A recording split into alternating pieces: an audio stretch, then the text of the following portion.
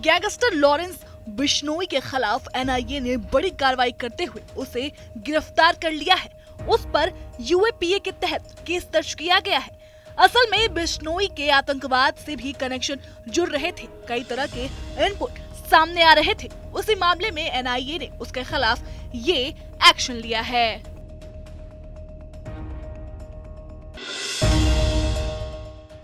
बागपत के बिनौले स्थित डेरा सच्चा सौदा आश्रम में डेरा प्रमुख गुरमीत राम रहीम के 40 दिनों के पैरोल का समय पूरा हो गया है। डेरा प्रमुख शुक्रवार को रोहतक की सुनारिया जेल में वापस जाएगा। डेरा प्रमुख गुरमीत सिंह राम रहीम 15 अक्टूबर को बरनावा के डेरा सच्चा सौदा आश्रम में पैरोल पर आया था। इस दौरान उसकी मुंहबोली बेटी और हनीप्रीत और परिवार के अन्य सदस्य भी शामिल थे।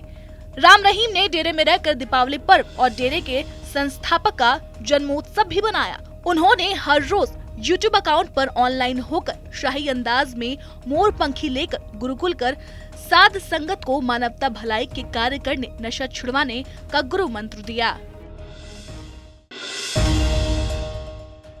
दिल्ली की राउज एवेन्यू कोर्ट ने जेल में बंद आप नेता सत्येंद्र जैन की धार्मिक आस्था के अनुसार भोजन की मांग वाली याचिका पर फैसला सुरक्षित कर लिया है। कोर्ट कल आदेश सुनाएगा।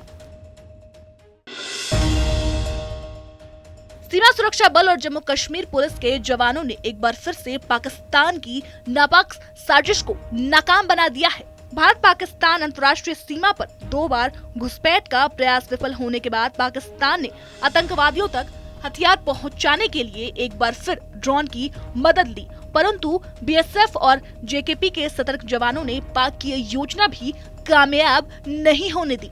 जवानों ने जिला सांबा में सीमा से सटे रामगढ़ सेक्टर की गढ़वाल पंचायत में तलाशी अभियान के दौरान हथियारों का जखीरा बरामद किया है।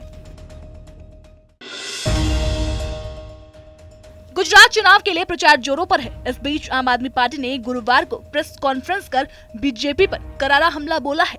गुजरात चुनाव को लेकर पार्टी नेता राघव चड्ढा ने कहा, आज मैं आपको बीजेपी की डबल इंजन सरकार की सच्चाई बताना चाहता हूं। पहली बार 2014 में गुजरात में डबल इंजन की सरकार बनी। 2014 से लेकर 2022 तक महंगाई रूप राक्षस ने गुजरात सहित देश के आम आदमी की जेब पर डाका डाला है। इस चुनाव का सबसे बड़ा मुद्दा महंगाई है।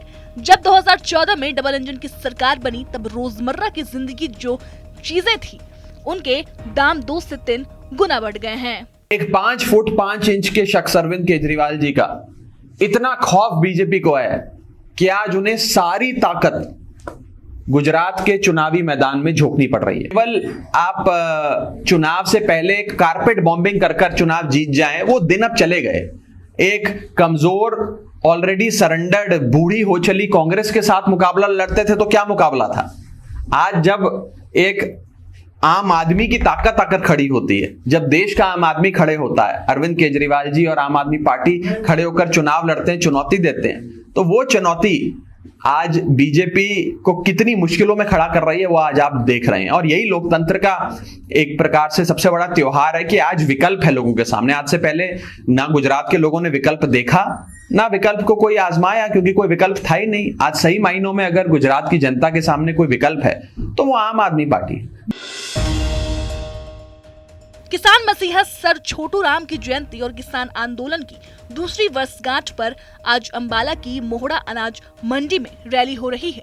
किसान भारतीय किसान यूनियन के आह्वान पर हरियाणा ही नहीं पंजाब के किसान भारी संख्या में ट्रैक्टर के साथ रैली में पहुंचे। रैली में बीकेयू के राष्ट्रीय अध्यक्ष गुरनाम सिंह चढ़ूनी भी पहुंचे।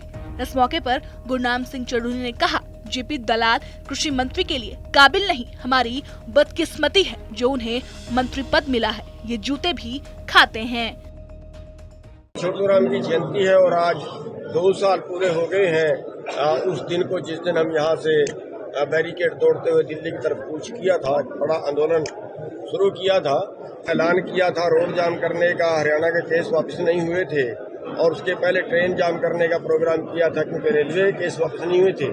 वो दोनों मांगे केंद्र सरकार ने और हरियाणा सरकार ने मान ली है और आज तय करेंगे। अगर सरकार फिलहाल तो ज्ञापन दे रहे, अगर सरकार नहीं मानती तो फिर अगला आंदोलन की घोषणा। मुख्यमंत्री जो है वो हमारी बदकिस्मती है कि उनको मंत्री पद दे दिया गया है। वो जो है वो काबिल नहीं है उसके, और हर बार उनका बयान आता है हम धान बिकवाने की बात करते हैं, वो कह रहे हैं हम नहीं खरीदेंगे, और फिर खरीदा भी।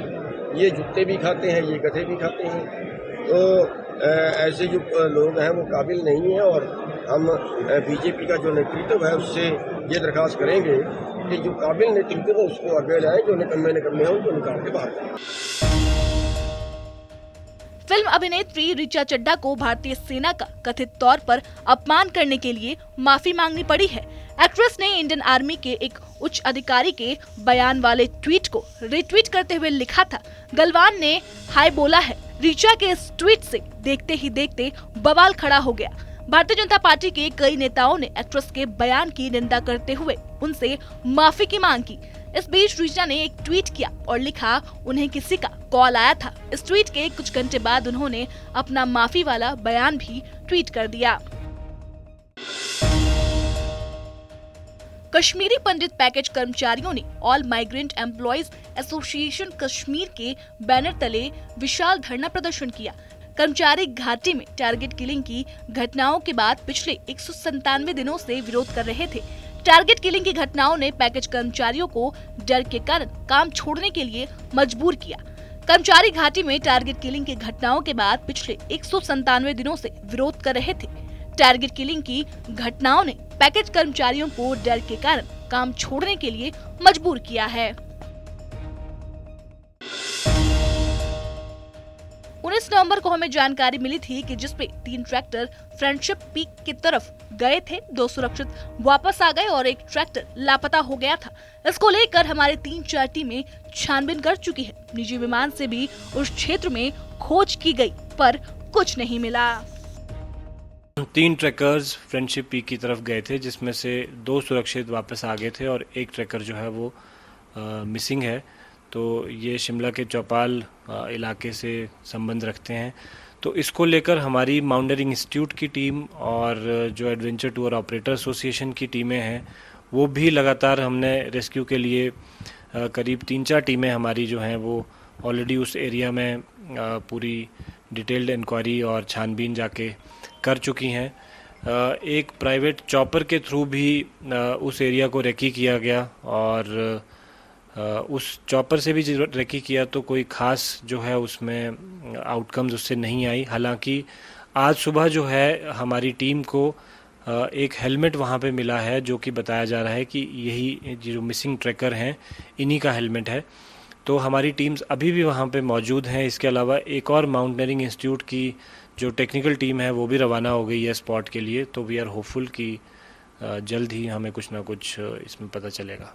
बिल्कुल, इसमें जो हमारी एडवेंचर टूर ऑपरेटर एसोसिएशन की टीम गई है तो उनके पास भी रेको करके एक इक्विपमेंट है जो अगर बर्फ़ के नीचे कोई दबा हुआ है या बर्फ़ के नीचे कोई मेटल की चीज़ किसी ने पहनी हो तो उसको वो डिटेक्ट कर सकता है। तो उस इक्विपमेंट से भी तलाश करी जा रही है। एक रिटायर्ड आर्मी पर्सनल की भी टीम है, वो भी आ गई है, वो भी वहाँ पे, क्योंकि वो एक्सपर्ट्स हैं एवलांच रेस्क्यू में, तो वो भी वहाँ पे जा रहे हैं। तो होपफुली इन सब एफर्ट्स से कुछ ना कुछ रिजल्ट्स आएंगे।